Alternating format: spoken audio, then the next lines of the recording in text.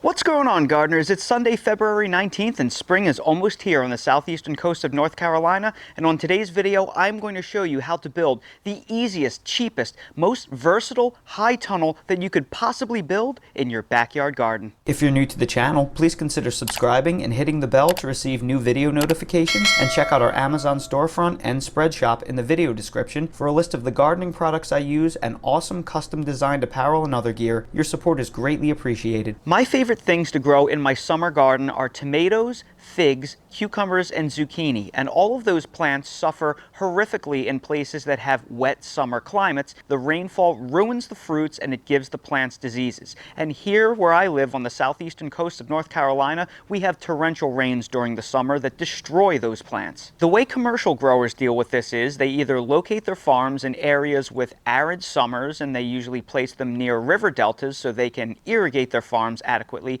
or they grow them underneath high tunnels and greenhouse structures to keep the rainfall off. Of course, as backyard gardeners, we can't pick up our backyards and move it to a different location where it gets less rainfall in the summer, and we have to deal with the weather that we get. Our only alternative is to build some type of structure to try and keep the rain off. But for many of us, this is not practical. High tunnel and greenhouse structures are not only very expensive and very large to the point where we really can't fit them in our backyards, but due to zoning laws and neighborhood and HOA restrictions, most of us simply couldn't even build one of them legally, even if we had the room for it. As an engineer by trade, I'm always looking for a solution to the problems that I have. And last year, I built this really inexpensive hoop house structure to try and keep the sun from scorching my plants that I had underneath it during the growing season, because it gets so very hot here in the summer. And I built it pretty much for free, just out of materials that I already had in a pile in my garage and in the corner of my yard. And it works so well that I'm going to expand this structure to not only provide shade protection during the heat of the summer, but to grow more crops underneath it to keep the rainfall off during the rainy season, and also to keep the frost off in the early spring and late fall to extend my growing season. To the extent that I can, I will list the materials that are available for purchase online down in my Amazon storefront in the video description, so click on that link and go over to the list trellising supplies, and I will list everything I can for online purchase. To build this simple tunnel structure, I'm basically only using 4 different pieces of material. The first are T-posts, and this is a 6.5-foot T-post. I purchased this from Tractor Supply, but they also come up to 6-foot lengths at Lowe's and Home Depot, so you can get them there up to 6 feet if you wish. The next thing I'm using is 3/8-inch rebar, and again, these came from Lowe's in the concrete aisle. And the only other parts that I'm using are these hose clamps, which I will have linked in my Amazon storefront under trellising supplies, and then 1/2-inch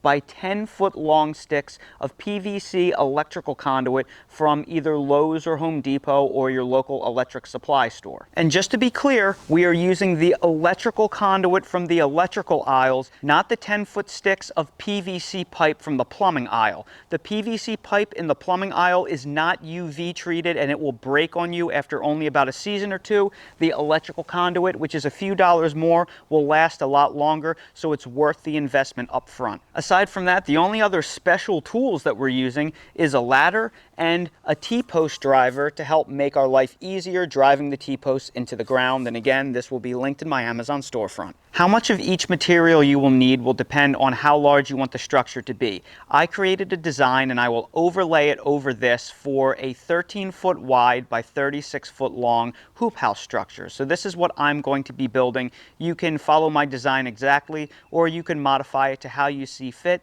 but this is exactly the list of materials I'm using for this exact build. I've begun the tear down of the existing structure as well as the layout of the new structure, and now I want to take you in for a closer look so I can show you how to easily, precisely lay out a structure in your backyard. The easiest way to lay out a structure with precision is to pull a string line, and to do that you would take a measurement from 2 points, say off the back of a structure like a house, And then you take your two endpoints and you pull them off to the exact same distance, and you pull a string line nice and tight. That way you're given an exact straight line at the same dimensions the whole way through. And that's exactly what I've done here. I have it pulled for more than the total width of the hoop house.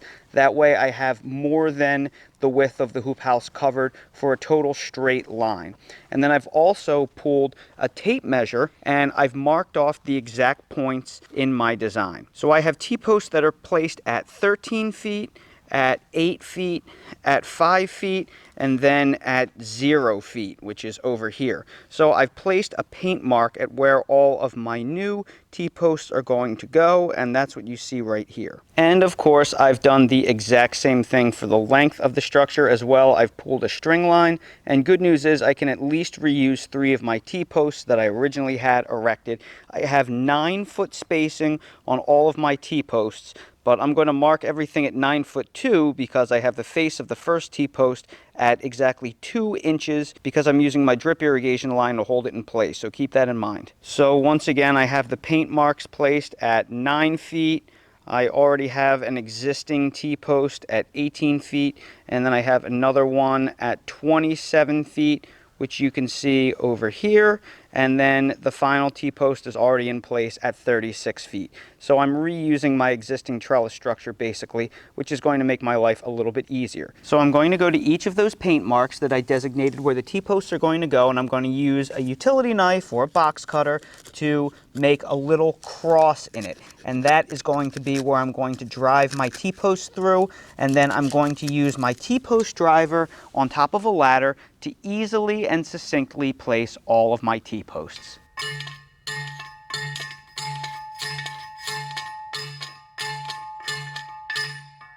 We have the T-posts in the first row installed, and you can see how square they are because they all hide behind each other perfectly. And you do that by allowing the string line to stay in place, and that way you can make sure that the face of the T-posts are all touching that string. And that's how you get that alignment easily. And remember, this doesn't have to be perfect. This is just for a backyard garden installation, but it really makes life a lot easier. It's a way to add precision to your installation very easily. All you need is a little bit of twine. And I have twine and string lines linked in my Amazon storefront if you need a link. However, you can pretty much pick this stuff up anywhere. I also installed the T-posts that are in the front of the structure, and you can see how square they are as well. The faces of the posts are all touching the string line, and overall they look pretty good, at least for my purposes here. And these are going to be the 4 rows of my hoop structure. There's a reason why I have them spaced more widely and they're not evenly distributed. That's because I want to keep my plants completely under cover. So for the plants that are on the left here, they're going to have to be on the inside, whereas the plants on the other side are going to have to be on the outside. So I'm going to have 2 rows next to each other on both sides, and this will give me 4 rows total. And then I will have a narrow row that I'll easily be able to walk through and access the backs of the plants and set up my drip irrigation and be a nice comfortable area to walk through. So I'm simply going to finish the layout, install all the rest of the T-posts, and then we'll pick up from there. Now all the T-posts have been placed for the hoop house structure, and I'm going to take you in for a closer look. So the T-posts have been placed in a pretty straight line. You can tell by the way they kind of hide behind each other. And overall, I'm pretty happy with the way this turned out. This will give me 5 arches when it comes time to actually install the conduits on the top. And this will allow me to have 4 rows that are completely sheltered from either the sun, the rain, the frost, whatever I decide to put under it at any different point of the year. Now the next thing I'm going to show you how to do is support the conduits overhead that are going to form our arches. So what we're going to do is we're going to use some rebar that is attached to the T-posts in order to thread the conduit through and then bend it to form our hoops. You're going to need two pieces of equipment to accomplish this. You're going to need a 4-foot piece of 3/8 inch rebar, and it must be 3/8 inch because that is the perfect diameter to fit inside the inner diameter of the 1/2 inch conduit. So when you buy the 1/2 inch conduit, that will slide perfectly over the 3/8 inch rebar. If you go with a thicker piece of rebar, the conduit will not slide over. And I strongly recommend you go with a 4-foot section so you can clamp it down in several places. I don't think a 2-foot section is going to be long enough. Then we're going to use these right here to secure the rebar to the T-post. These are called hose clamps, and they have to be the perfect size because they only tighten by a fraction of an inch. So I will make sure to link the exact hose clamps that I'm using for this in the video description. That way you can get the exact perfect size. As for the rebar, you can pick these up in the concrete aisle of Home Depot or Lowe's next to where they keep the ready mix bags of concrete. So the first thing we're going to do is we're going to slide 2 of these hose clamps over our T-posts, and I'm going to put them about in the place where they should be exactly, and then I am going to partially tighten them in between 2 of the rungs on the T-post just so they will sit still and hold their position. Now, once these hose clamps are in place, we are going to slide our 3/8 inch piece of rebar up against the face of the T-post. And it is very important that you install the rebar up against the face of the T-post, because when you slide the conduit over, it's going to pull tension this way. So if you put it on the back of the T-post, it's not going to work. You need to put it against the face of the T-post because that is where all the tension is going to be. Now I'm going to adjust this rebar so it protrudes 18 inches above the top of the T-post, and I found 18 inches to be about the perfect height for me to thread the conduit through. So this is strong enough to give it some support, but it's not so tall that I won't be able to bend the conduit. Now that the piece of rebar is in place, we're going to tighten it.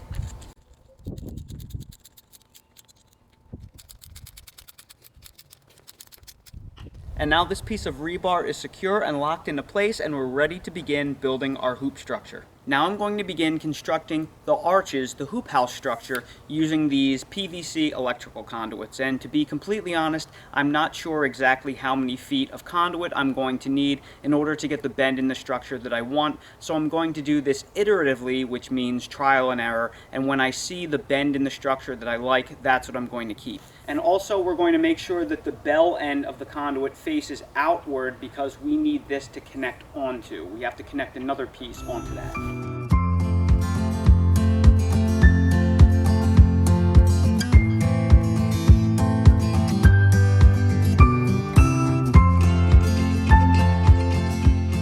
So what I think I'm going to need is probably about this much PVC. So I'm going to cut it about here, but I'm going to add about another inch or 2 just to be conservative, because it's a lot easier to lop off another inch or 2 than it is to ruin the pipe and have to start all over again. And after a little bit of trial and error, I figured out that the perfect length of the conduit to make my supports was 16 feet 4 inches. So once I determined that, I cut everything to length. I used PVC primer and PVC cement to bond the conduits together so they'll have a semi-permanent joint between them, and then I installed them all. And the final result is what you see above. And I think overall it looks pretty solid. Now, you'll notice the arches don't appear perfect, and that's largely because I reused several conduits from last year's shade hoop house. So they were already pre-conformed with a bend in them. So what's going to happen is the natural heating and cooling cycle, once they warm up in the sun and cool down at night, is eventually going to soften them up, and they're all going to bend to their new shape, so they will become more uniform as time drags on. And just to take you on one more final walkthrough so you can see what I'm dealing with here. This is a 36-foot long shade tunnel. It is exactly 9 feet tall when you drop a measuring tape to the top of the conduit. So that is really nice, and it fits in my backyard just great. And as I said before, I'm not going to cover it yet because right now we have really nice spring-like temperatures. So when the summer drags on, we'll throw some shade cloth over it, and then when we get closer to winter, we will outfit it with frost cloth to extend our growing season. And that right there is how you can build a really inexpensive and pretty large hoop structure for your backyard, even in a small backyard, even in an HOA, since it's technically not a structure. And I hate giving prices, because when you give prices, they're never accurate over time because things fluctuate so much and prices inflate. But as of March 2023, this only cost me about $250 to build. Actually, I spent half of that because I already had half of the supplies on hand. I already had several PVC conduits, several T-posts. I reused a lot of stuff. So I'm barely in this for a little bit over $100, and I'm going to get tremendous mileage out of that investment. So be sure that you stick around, because we are going to be doing further modifications to the structure. We are going to run a trellis inside of it. We are going to run drip irrigation to all of our containers, and I'll also show you how to install a cover. So it'll be a really nice series going forward. So everybody, I sure hope you found this video helpful. If you did, please make sure to hit that like button, subscribe to the channel, and please ring that notification bell so you're notified when we release more videos like these. I will put links to every item that I can down in the video description. So some of the items that you may find hard to get, like the hose clamps, they will all be linked below. So check that out if you want to get direct links to the individual items. I also have a ton of stuff linked in my Amazon storefront down in the video description underneath trellising supplies and greenhouse accessories. So check out those lists for more items to build little DIY hoop houses like that. Of course, if you're interested in any of the other things I use in real life in my garden, they're all linked in my Amazon storefront down in the video description. And if you want to support my channel, consider buying some custom merch with my Spreadshop link. Thank you all so much for watching, and I hope to see all of you again on the next video. Dale, is that good? Dale, you covered up your water bowl again. You're eating too aggressively. Let's move this over a little bit, buddy. What do you think, bud? Is your pork loin and liver with jasmine rice good? Are you going to acknowledge my existence? No? You're not going to share, huh? No? Dale, if that bowl was painted, you'd take the finish right off.